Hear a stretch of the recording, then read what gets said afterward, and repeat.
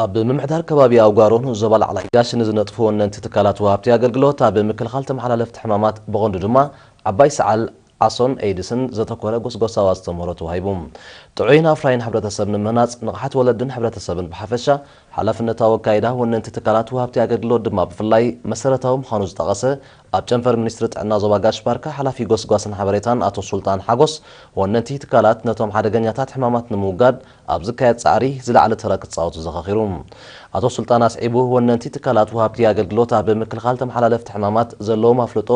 ዕብዮም ንዓማዊሎም ዘድሊ ሓበሬታ ክዝርግሑ ሰፊሕ ዕድልን ባይታን ስለ ዘለዎም ንዘቐሰሙ ኣስተምህሮ ናብ ተገልገልቶም ብግቡእ ከመሓላልፉ ተሓሳሲቡ ሓላፊ መደበር ጥዕና ኣውጋሮ ነርስ ዮሃንስ የማነ ብወገኑ እቲ ዘድሊ ለውጢ ንኽመጽእ ምብራኽ ንቕሓት ወሳኒ ከም ዝኾነ ጠቒሱ ዝምልከቶም ኣካላት ኣብ ዝመዳይዚ ብዕቱብ ክሰርሑ ተላብዩ